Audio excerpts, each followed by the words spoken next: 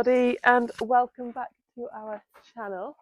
As we've had a quiet couple of weeks competing, but not really much to show you, I decided to film a little Q&A. I asked you all over on Instagram for lots of questions, and I've got plenty to work with. I don't think he's going to cooperate with the video. I thought, whilst we're tacking up to get ready for a hack, I will bring you guys along with us.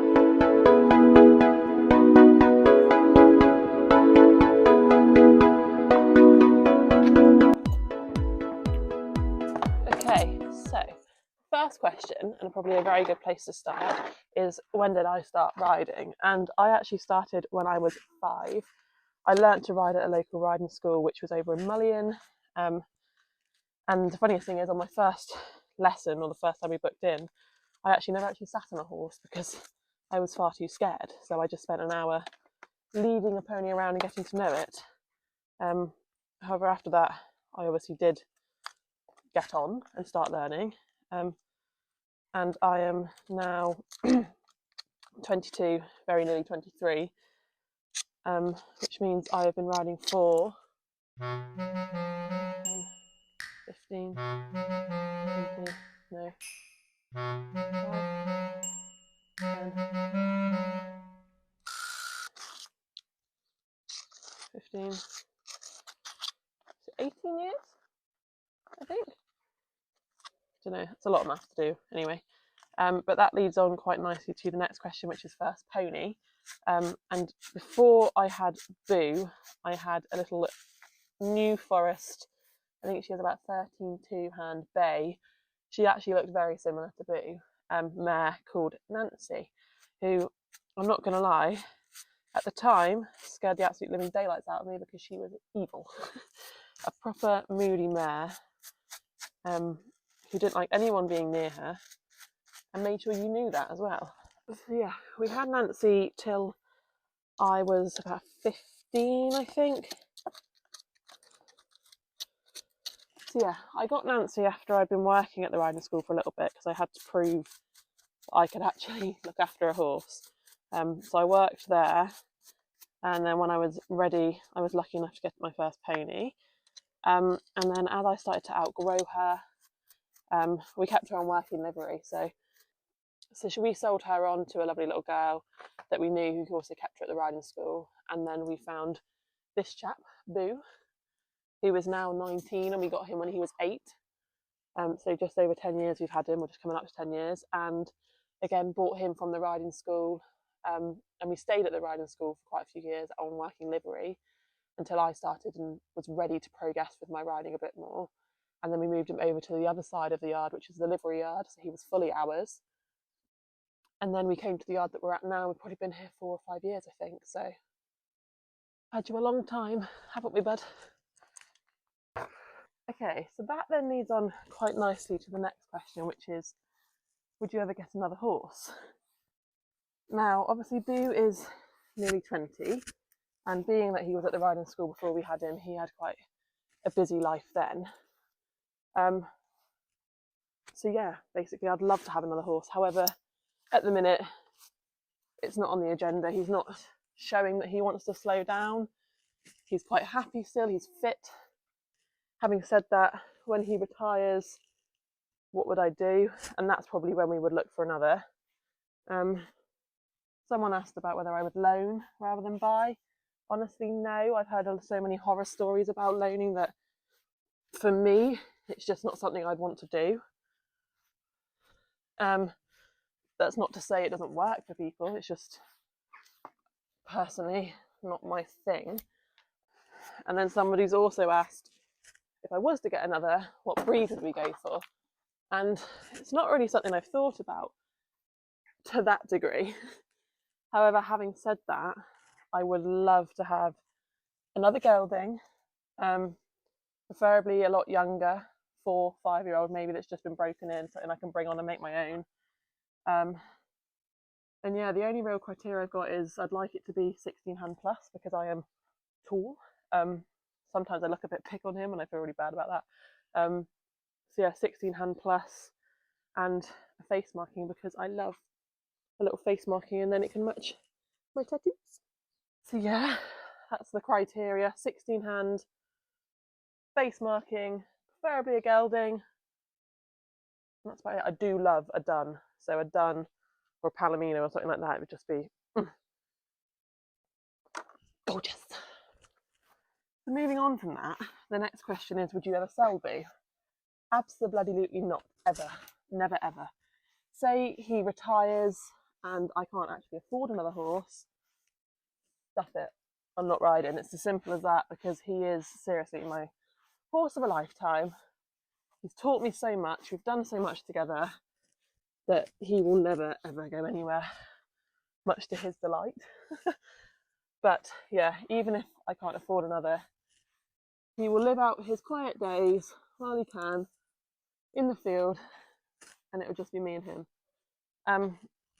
But coming off of that, obviously he is now nearly 20, so I have got to start thinking about things, and when he's ready we will slow him down.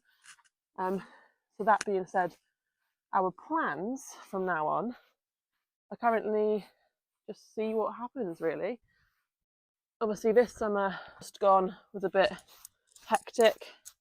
Well, I mean, we're still in it really, but I had plans of eventing and doing this, that and the other, which if you've watched our other videos you'll have seen haven't been the most successful, but we're getting there. So the plans for this winter, probably going to do a little bit more dressage. I've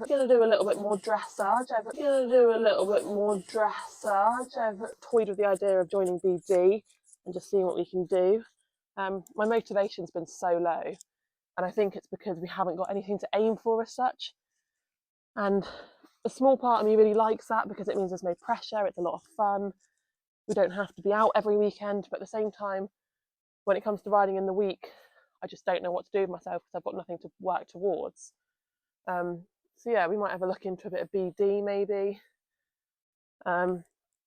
Just see what the time brings, really, and the funds, because I'm sure all you horse girls can relate. Horses aren't cheap. What have we rolled in today? I feel like that little section brings me on quite nicely to the next question, which was asked, which is, what is your biggest achievement with Boo, and what are your goals with Boo before he retires? And in all honesty, I don't really have any more goals for him, because he's helped me achieve so many dreams that I never thought we'd be able to do. So like, we've done our first season affiliated at BSJA, competed in the novice. No, we haven't, because that was really big. Or did we? Is it the novice, the 90 centimetre, and the discovery, which is the, yeah, novice and discovery, we have done it. The 90 and the metre. I've been wanting for years to compete at a metre, and we've just finished the season at it. We also got some qualifications during that season to go up to Blue Chip Champs, which funds stopped us going to be honest with you. It's a lot of money to go up there, and a lot of travelling. Obviously we've also registered BE, which, yes, hasn't been the most successful, but we've done it. So we completed our first BE, which is another dream I wanted to do. So, to be honest, I've got nothing to aim for, nothing I want to achieve before he retires, because he's done it all. I mean, don't get me wrong, if something comes along that we might be able to try, then yeah, we'll bloody well try. But we'll just take it time by time and see what comes up. With that being said, though, I feel like I've reiterated so many times, Boo is nearly 20 and he'd had a busy time. So I've made the decision now to stay at 90. We're not going to compete higher. We've proved we're capable of competing higher, but now there's no need to. I'd rather just go out and have fun, and I don't want to retire him due to injury. I'd rather retire him because he's ready to retire and is ready to slow down a bit. And I don't think he'll ever fully retire straight away. I think I'm hoping it'll be a case of he'll just slow down and do hacking and stuff, and who knows, if we get the chance to have another, that we can go out riding with my mum. Yeah, that's the plans for him, really. It's just see what happens, slow things down gradually, but for now, keep competing where we can, having fun, and see what happens. Oh.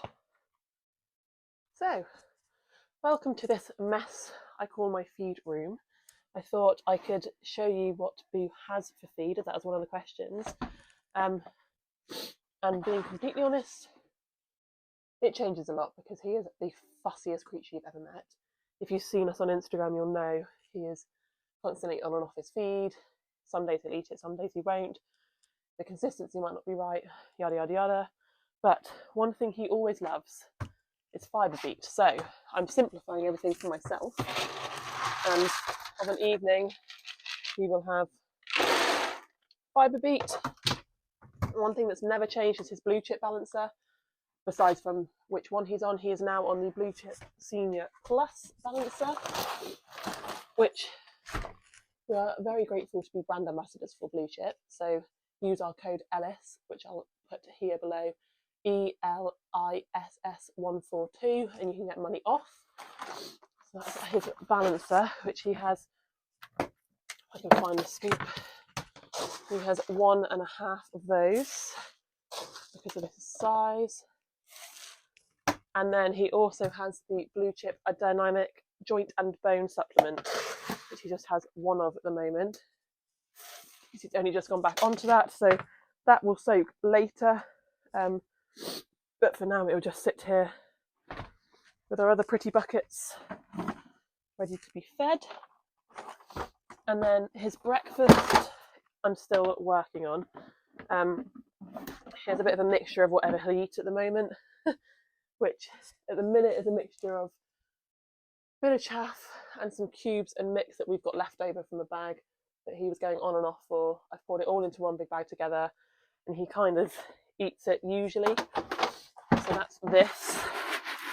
And to go with that, he has 2 pumps, which is the NAF Can't Believe It's Not Cod and the NAF Energy, which not loads because I've also learned if I put too much in front of him, he won't eat it, especially in the mornings. Yeah, a little bowl of mix and cubes. So, whilst Donkey is munching on this, I thought I could answer our weekly routine. So, I work at a feed store in Houston, a pet and animal feed store, Hog House, little plug for them. So I tend to ride before work. I start at 8:30, so I get to the yard about 6:30. I always try and feed before we ride. So normally in the week, obviously, he just has his breakfast, which he's about to dribble on me. He normally just has his breakfast, but if not, he can just have a little bowl of chaff or something before I ride. Usually our routine is similar-ish in that he'll have a Monday off, apart from today, because it's bank holiday, so I'm making the most of it. Because we often compete on the Sunday or have a big training session or something, I tend to keep Mondays off. For him, it's just nice. Tuesdays is probably going to be a hack if the weather's okay. See how he's feeling after the weekend of competing. And then Wednesday, Thursday will vary between a lunging session or a schooling session perhaps, depending on what we've got on the Friday. Because Fridays are my day off work, so I'll either book in a lesson or we'll go to the beach or something like that, or maybe a longer hack or a fitness session for him. Thanks, mate. Like interval training or something on a Friday. So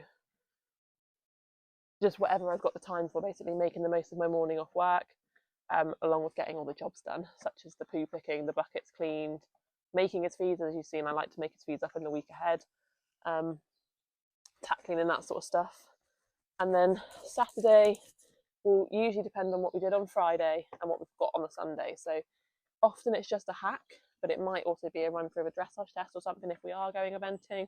She says like she's an actual eventer. She's been to like 3 or 4 events, but still. So yeah, it really just depend and vary, but it usually is around that.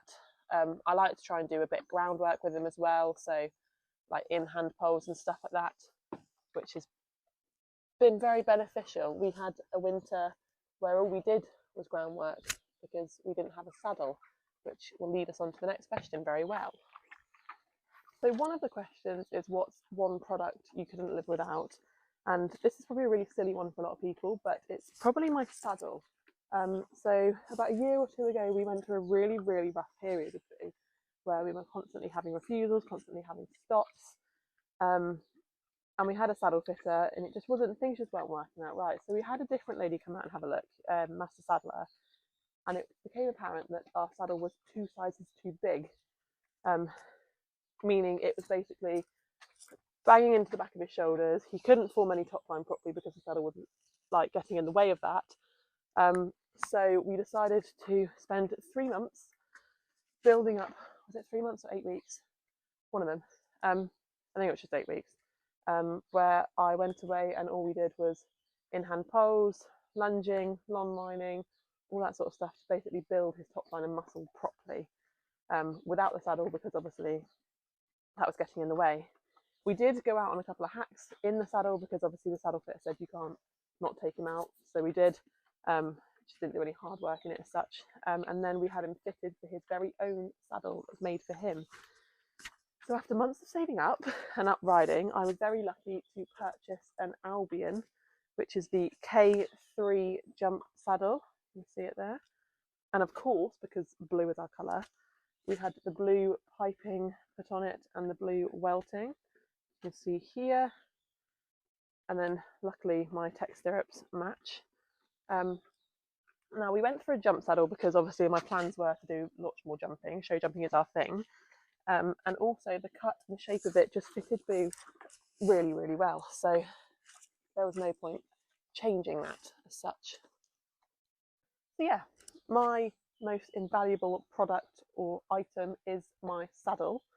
Let me know what yours is down below. I'd be very interested to hear if anyone else has got a similar one to me or maybe very different. That leads on quite well to the next question in a way, which is, have you ever been in hospital or broken any bones from horses? And the reason for that being that obviously when the saddle wasn't fitting right, I fell off a lot because of a lot of refusals. And one of the very big falls we had, it wasn't even a bad fall. I'll try and put the video in here.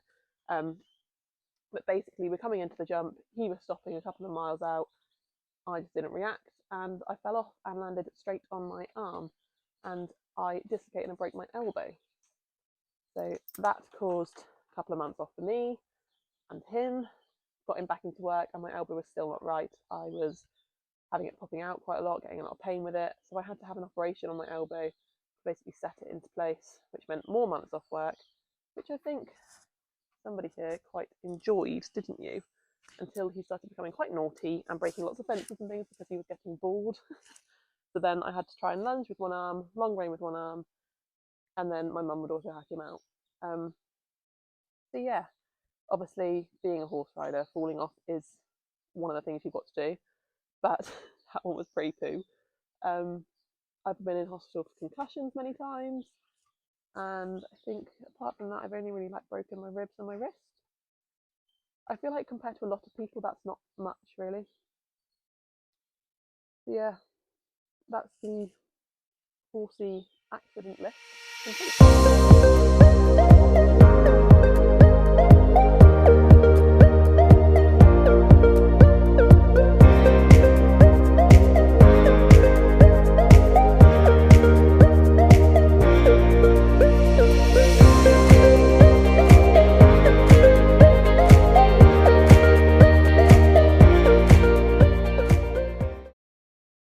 So I'm going to call it quits on this YouTube here, as Lucy is going to be here any minute and we need to finish packing up.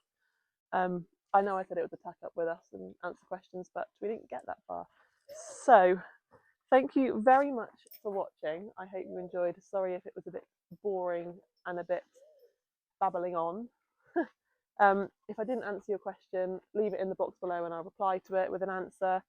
I'm not really sure what the next video is going to be yet because I haven't actually made plans for our next show or what we're doing. So again, any video ideas, let me know below. But for now, I'd say over and out. You going to finish the video? No.